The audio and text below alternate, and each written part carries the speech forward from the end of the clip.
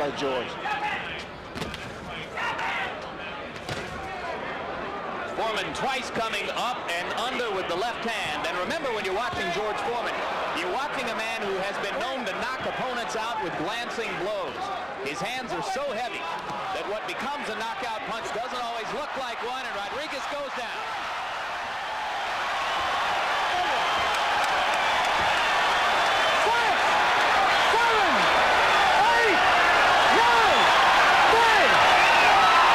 Case in point.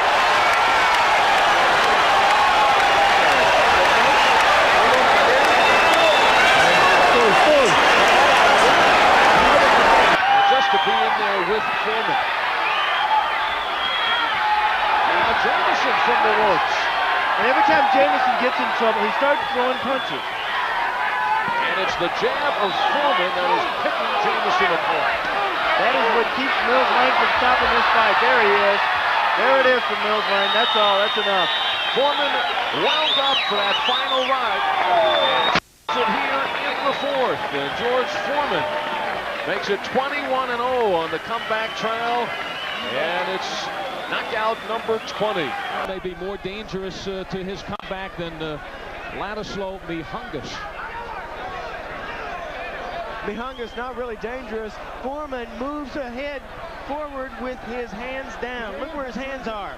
How can you have a defense when your hands are way down there by your sides? Now, no question, one of the hardest hitters. Look at that. Dazed Mihangas waved off by Brian Gary. The Night Stalker moved in. 2 punches ended it. And George Foreman is now 11 for 11 in his comeback bid. Foreman is so strong and he's got such fantastic balance. There's the uppercut. Fulalongi content, Sean, of staying in the corner. And what Fulalongi tries to do is he tries to lean over in his defense, crouch over. When he does, Foreman sees it, and he goes for the uppercut. And he's down for the first time. 3 knockdown rule in effect. He's looking right at the timekeeper. With a smile on his face. And he beats the clock. Playing with the timekeeper. And smiling. What a moment to be smiling. He's smiling, and that man will wipe the smile off your face. George Foreman, here he comes again with those big bombs. We have a minute 15 seconds still left in the second. And as concerted of an effort as we have seen Foreman in his last 3 or 4 fights. Foreman's trying to rough him up. There's a big right hand, and Fulalongi needs the rest. He needs the 10 seconds here. 3 knockdown rule in effect. Now he's wobbly. He sees the count. He has 50 seconds now to survive. One more time, he's down. It's over. Here in the second, that could be it. Oh, Foreman thought it was over. Fulalongi responds. Wild swing, and it's over. I don't think he even connected, but it is being counted as a knockdown, and it is over. What a finish. Of course, and there's some question as to whether that hits his head back, to whether that fight was actually going to come off. Norris wanted to fight Foreman. Foreman never went to the ring against Orland Norris. Oh, the right hand trumpet hits. What a shot. What a right hand. And absolutely crumpled. Bobby hits his outs, and he is in some other places. He gets counted out now by referee Bob Watson. And that is it at the end of the first round. It's all over. Short work of Bob Hitz, and he's upset about it, but how can you go much longer against a guy like George Foreman? Waiting just a little too long. They're both fighting. Foreman. Lyle's got to come back with one down. Wow! Down to the canvas. Foreman punching him again and again and again when it looked like George was done. This time it may be over. This time it may be over. Lyle's not going to make it, Howard. He's not going to make it. A knockout in the 5th round by George Foreman when it seemed Lyle had command of this ever-changing bout. Berkman leaves his jaw wide open when he comes in like that, and he just caught one for a right hand. It bothered him a little bit. The left hand staggers him, and the right hand puts him down. 1, 2, Count is up to 3, 4, 5, 6. Like way. And he's taking his time, unhurried, just piling up the points.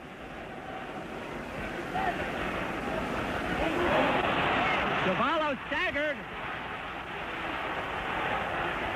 Cavallo has never been off his feet. 2 minutes left in the round.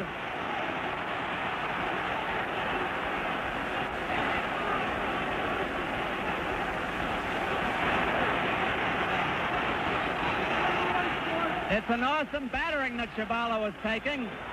He is now spitting blood.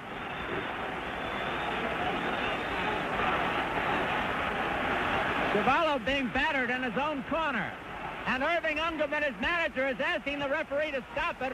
He's climbing into the ring. The referee hasn't heard him. It's all over. It's all over. Arthur McCanty has stopped the fight. A devastating third-round knockout for George Foreman. He's got Roman in the corner, and that's dangerous.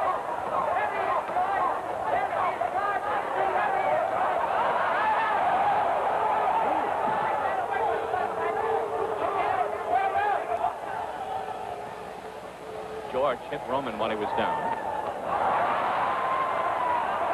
The second time. Try to pick the count up 5, 6, 7. Jay Edson brings them in.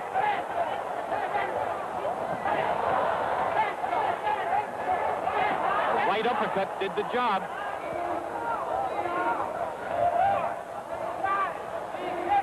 I don't think he's going to make it, friends. Who isn't? That's it. It was as predicted, Len. A lot of heart. He tried to stay away. The 17-foot ring. Ted Gulick not taking any backward steps.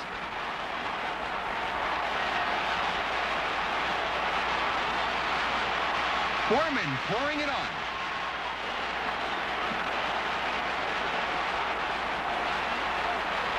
Two jolting lefts, and Ted Gulick goes down. George Foreman goes to a neutral corner as the referee picks up the count. It doesn't look like Ted's going to make it. It's all over. George Foreman continues to add to his astonishing KO record with this devastating second-round knockout over a game Ted Gulick. By Lacusta off the knockdown. Shakes up Foreman. Foreman walked right into it. And the crowd going wild. Foreman now will intensify his effort. As Foreman said before, you can take no one for granted. And there goes Lacusta down for the second time. The crowd urging him to get up again. 3 knockdown rule in effect. 7, 8. Will he make it? 9, no! 10. It is over. By now, there are 10 seconds left. I thought it would be over by now. There's no question that Ledoux is showing you the gutty man. Big down there on a short right hand. Ledoux may be out. I don't think he's going to get up. The bell will probably... Out the previous fight by George Foreman against Ken Lacusta. Foreman was nailed in that one. If he gets hit that way by Anderson, things could shake here in the ring. And right now, things shake in the ring. It is Foreman who hits Anderson, who goes down, does not look like he will get up. Harry Anderson goes out in the first. Oh, good right hand on the left-hand side of the face of Norton. Norton is a bit stunned as Foreman is teeing off, and it looks like Norton has really been staggered as he went up against the rope. The referee is giving it the count. Yes, he'll have to take the 8 count. Okay, 7, 8, and here we go as Foreman comes banging on in the second round. Norton goes down again, a left hand on the side of the head. Norton goes back, he'll have to take another 8 count. No, he doesn't. His legs are rubbery as the left hand goes to the side of his head. A right uppercut, a left jab, and a vicious left sends Norton crumbling to the canvas for the second time. Norton is in Queersville. He doesn't know where he is. It's up to 5, 6. I don't know if Norton can make it. It might be all over right here. It's up to 9, 10, and are they going to continue it, or are they going to stop it? It looks like it may be all over, and it is all over. George Foreman retains the heavyweight championship. Foreman having a very good round. Frazier went down.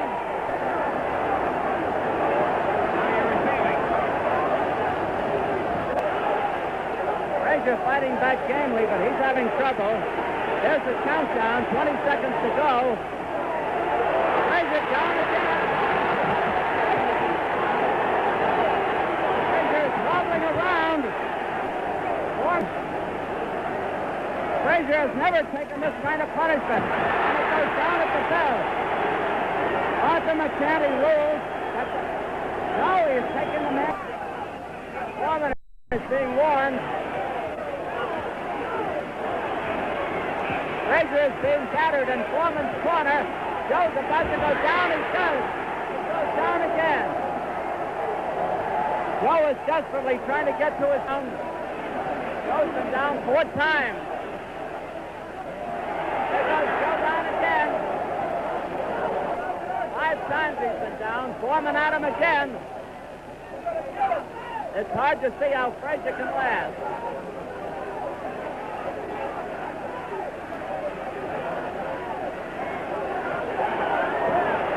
Joe is down for the 6th time. He's throwing so many punches and big, wide punches that he can get arm weary if the fight goes into the 6th, 7th, 8th round. He would really like that. Oh, good shot. That one's a tough one on the chin. And bounced the head back in about 3 good heavy blows by George Foreman. Oh, that one got Joe. And down he goes. He'll be able to get up. He'll take the standing 8 count. It's up to 4. I don't think it's going to last much longer as George moves in, and he knows he can hurt him now. Big left hand again. Big right hand. Look at him trying to fight back. His legs are gone. George catches him with a big left hook. And the right uppercut floors him again. Look at him crouched in the corner. Former great champion. Lasted longer this time. It's up to 6 and 7. Joe won't be able to continue. It's at 8. The referee, Harold Fellow, takes a real good look at him. And I think he's going to say that's it. And he does. It's all over. George Foreman proves that he can handle Joe Frazier for the 2nd time. I have to give him all the credit in the world, but again, he's a 45-year-old man in a young man's game. But look at that competitive spirit coming out now. Straight right hand landing for Foreman. He's had a pretty good round here in number 10. Again, Atlas didn't counter. Atlas, here we go again with the Atlas. Michael Moore is down. Down goes Moore on a right hand. An unbelievably close-in right hand shot. 5, 6, 7, 8, 9, 10. It happened. It happened.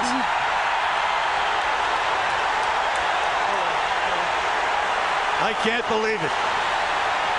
I can't believe it. Here's a guy I said was a clubber.